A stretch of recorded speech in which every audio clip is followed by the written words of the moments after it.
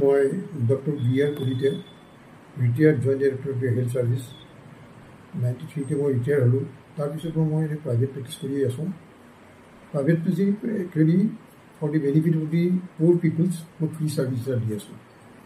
ইয়াত দেখিছোঁ বহুত মানুহ তেওঁলোকৰ এলাৰ্জি প্ৰব্লেম আছে, কিছুমানৰ একুইট এলাৰ্জি হয়, কিছুমানৰ ক্ৰনিক, সেইটো বহুত কাৰণে হ'ব পাৰে।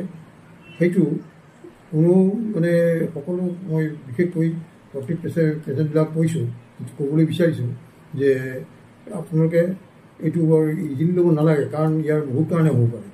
সেইকাৰণে কিছুমান কাৰণত হ'লে আপোনালোকে বহুত কমপ্লিকেশ্যন হ'ব পাৰে। সেইকাৰণে এলাৰ্জিৰ আপুনি ট্ৰিটমেণ্টৰ কাৰণে ডাক্তৰৰ ওচৰত যাব, ট্ৰিটমেণ্ট ল'ব। সেইকাৰণে ধৰক সৰু সৰু ল'ৰা ছোৱালীৰ পেলুৰ পৰাই হ'ব পাৰে। কিছুমান মানুহৰ আনকি কিবা চেণ্ট এটাৰ গুণ পালেও তেওঁলোকৰ এলাৰ্জি হ'ব পাৰে। কিছুমান খোৱা বস্তুৰ পৰা হ'ব পাৰে, কিছুমান প্ৰটিন ৰিয়েকশ্যন এইবিলাক হ'ব পাৰে। সেইকাৰণে নানা ধৰণৰ হ'ব পাৰে। সেইকাৰণে এইটো ডাক্তৰৰ পৰামৰ্শ লোৱাটো অতি দৰকাৰ।